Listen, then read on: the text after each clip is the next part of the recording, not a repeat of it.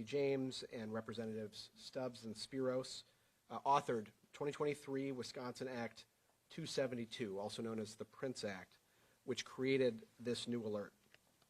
The act was named after 5-year-old Prince McCree, who went missing in Milwaukee, as well as, and it also recognizes 10-year-old Lily Peters, who went missing in Chippewa Falls. The new alert expands the criteria for issuing alerts for missing persons. A missing child alert, this new alert, will be issued when there's a child who is under the age of 18, at risk, and the child is believed to be incapable of returning home without assistance due to a physical or mental condition or disability. It also applies in cases where the child is under the age of 10, the child's location is unknown, it's within 72 hours of when the child disappeared, the situation does not qualify for another alert, like an Amber Alert. The child has been entered as missing into the National Crime Information Center, and there's sufficient information to disseminate to the public that could assist in locating the missing child. Now, the missing child alert is going to be disseminated through the Wisconsin Crime Alert Network, as well as a wireless emergency alert, which will be sent to mobile devices that are up to a 5-mile radius from the child's last known location between the hours of 8 a.m. and 9 p.m. The way the alert will be disseminated will be very similar to the Silver Alert that is used in cases in which seniors are missing. It's also going to be disseminated on Wisconsin lottery terminals throughout Wisconsin and on Department of Transportation's dynamic messaging boards. For those of you who are watching, if your child goes missing, please contact law enforcement to report the incident right away. Local law enforcement will then work with the Wisconsin Department of Justice's Division of Criminal Investigation and other law enforcement partners to assess the next steps for finding the missing child. Through that partnership, the alerts will be issued. DCI, our Division of Criminal Investigation, is the agency in the state that ultimately issues the alerts. Let me just say that this is a really significant step forward in our alert system. Having a child go missing is any parent's nightmare. I think any parent would tell you that. And this alert system is one that will help us locate more missing kids in the state of Wisconsin. Actually, it's my privilege to be able to tell you today that the first missing child alert was issued earlier this week. It was based on a missing child here in Milwaukee, and that child was recovered safely. So the alert is already having an impact and already making a difference, and we look forward to continuing to work to help bring missing kids home in the years ahead. So with that, I'm going to turn it over to Senator LaTanya Johnson.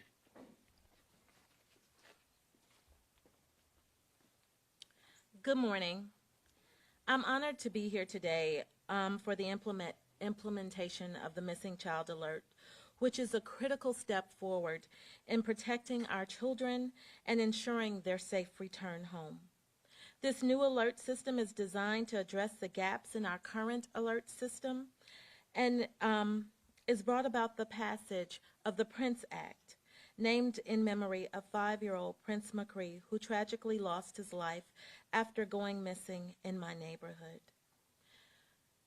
But before Prince, there was a little girl named Lily Peters, and she went missing in 2022. She was just 10 years old, and she was from Chippewa Falls. Lily's family and the police department tried to get an Amber Alert for her, and without success, they weren't able to because Lily didn't meet the criteria. Lily was later found deceased. 1 year later, we had 5-year-old missing Prince McCree. Prince McCree lived 5 houses from me, so he was a neighbor. The Milwaukee Police Department tried not once but twice to get an Amber Alert issued for Prince, and they weren't able to. Prince also was later found deceased. 10-year-old missing Lily, 5-year-old missing Prince. 1 rural child, 1 urban child. one Caucasian, one African American. In many cases, people think that urban and rural areas have absolutely nothing in common. This bill shows that they do. But not only does this bill highlight the difference, not the differences, but the commonalities between urban and rural areas, it also helps to unite this state. The Department of Justice came together with the Wisconsin State Legislature. This is a bipartisan bill. And we worked together to make sure that we had the tools and the resources needed to pass this bill. So in a time where a lot of people think that government doesn't work, we do. And this bill is proof of that. Also, this bill is proof that regardless of the differences, regardless of the race, this state can unite around common causes. And behind this bill, we did. And I can't think of a better way for these two children to be remembered than helping to save the lives of other missing children, especially where the system failed them. There are some people that I desperately need to thank. First of all, I'd like to thank our Attorney General, Josh Call, and the Department of Justice. This bill would not have been possible without their help. They were there from day one, helping to structure the bill to make sure that the bill was at a state where it could be passed. I'd like to thank my co-authors, Senator Jesse James, Representative Sheila Stubbs, and Representative Spiros. They went to work in their caucuses to make sure that this bill passed, and they did a lot of heavy lifting. I'd like to also thank the Milwaukee Police Department. Without their advice, I would have never known that there was an issue and this bill wouldn't be possible. But lastly, I'd like to thank the media. So many times, good bills in the state capitol, they go there to die. But because of your continuous coverage, because you refuse to allow this piece of legislation to cease to exist, we're here today. And as we've already heard, this bill has already saved a life. And I can't thank you enough for that, because I know the important part that you play in politics, regardless sometimes if we like the stories or not. You're there to do your job, and you definitely did your job with this piece of legislation. So a sincere thank you. Now I'd like to turn it over to Officer Fieldmeyer, but before he comes up, I'd like to turn it over to Prince's family so they can have a few words.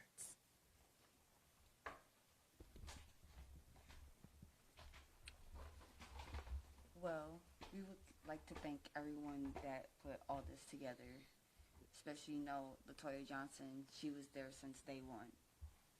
Now our son has a name out here and will be a hero to every kid out there. So we thank you guys a lot. We definitely do appreciate every single one of you. Thank you. Yeah. Thank everybody, and my son always wanted to be a hero.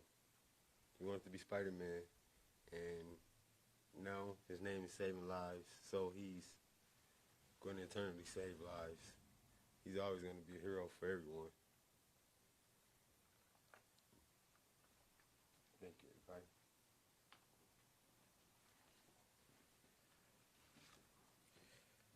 Thank you all. The Milwaukee Police Department is grateful for the opportunity to be a part of this collaboration. Our hearts go out to the McCree family and any other families who have not gotten resolution with their missing family members. We thank our system partners and our community partners for spearheading this initiative. I am a father. No parent or family member should have to experience the stress and horror of not knowing where their loved one is or if they are safe. With this new act, together with our system and community partners, hopefully we can mitigate some of those challenges that we saw earlier where we were not able to save lives.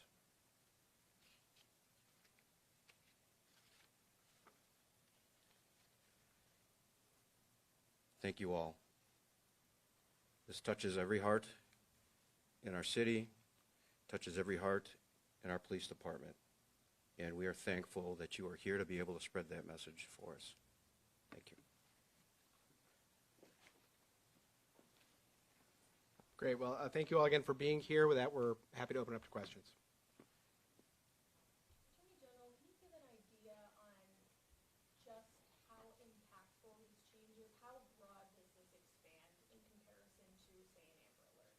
Yeah, right now, prior to this alert, there were a series of alerts in place in Wisconsin. One of them, I think the one that's best known, is the Amber Alert. There are strict criteria for the issuance of Amber Alerts. They go out statewide, and one of the thoughts behind the best practices that Amber Alert puts out is that we want to make sure that when people see these, they react and that they know that it's important. So there's a lot of thought given to when to put them out. At the same time, we want to make sure that information is getting out so that citizens who are able to help locate missing persons can do so. So we have a silver alert system for missing seniors. There are other alert systems as well. This one will add to the alert system in cases involving missing kids who are under the age of 10, subject to certain criteria. It will also add with kids of any age, again, subject to a slightly narrower set of criteria. So we expect that the number of this will meaningfully increase the number of alerts in the state of Wisconsin. We actually will be asking for some additional support for our folks who do this work at the Department of Justice as we move forward, but we do think that we're going to be able to incorporate this into the alert system and, as we saw earlier this week, hopefully help get alerts out there when kids are missing. You raised a point there about increasing the number. I mean, do you think this would be, do you have any idea of how many we would be talking about? Is this twice as many as we get Amber Alerts? And also, how should we as public respond when we get one of these alerts versus an Amber Alert? It seems like everybody's really ramped up about it. I know no missing child is something that we should be worried about, but is this a different level? Yeah, so in terms of the numbers, we'll see how things play out as this program gets up and running. One of the things we want to do with announcing the launch of this is to make sure that people are aware of this alert system so that when there are cases where it could be used, people reach out to law enforcement and we get those alerts out. Each type of alert has different parameters for who it goes to and when it goes out. So this one will go out through various means, like I mentioned. I think the way that a lot of folks will see this is if you're within 5 miles of where a child was last seen before they've gone missing, you'll get that wireless emergency alert that a lot of us are familiar with. We do the same thing with silver alerts when there's a senior who's gone missing on foot. But in any of these cases where somebody's getting alert, we encourage members of the public to take them incredibly seriously. This is a missing person we're talking about. If you have information, getting it to law enforcement as soon as possible can help a family get their loved one home safely. It's not as if this is less urgent, it's just that it may be more focused, more direct on where the alert goes to? That's right. There will be more targeted area that's used for when these alerts go out. You mentioned asking for more support for those that work with the Department of Justice that are helping create this and that helped create this. What do you mean by that?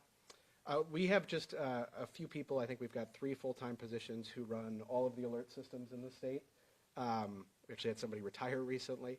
But having a few more folks who can make sure that system is operating and is able to run effectively, that's for all the alerts in the state, not only the missing child alert, is something we'll be hoping to work with the legislature on in the upcoming budget, because we don't want to have a circumstance where we have more requests for alerts coming in than our staff is able to handle. We want to get those out as quickly as possible and get feedback to local law enforcement and ultimately to families as quickly as possible. And if I can add to that, these individuals work extremely hard. And we know that with this alert system, there's the probability of more alerts coming in. They are it. There's no first, second, third shift. These individuals are working tirelessly, and they are all we have. And for a state the size of Wisconsin, they need additional bodies. and that's going to take additional financial resources. So we want to make sure that they have everything that they need in order to implement not only this alert system properly, but all of the alert systems. I think I can safely say to work for a state the size of Wisconsin, to only have 2 bodies doing this, most of us would quit. But these individuals are showing up daily, and they're doing their jobs, and they're doing their jobs without complaint. On that note, how common are alert systems like this in other states? Yeah, I believe, and Senator Johnson can probably speak to some of the things they looked at. Every state has a different set of alert systems. There are some that are common throughout the country. There are other states that have similar types of systems. Did you have a chance to compare? I haven't done a survey nationwide. We did compare other states. As a matter of fact, that's where this alert system came from. We mimicked some of the other states that already had this system in place. I just can't remember what they are right now on the spot, but there are definitely other states that have this type of system in place.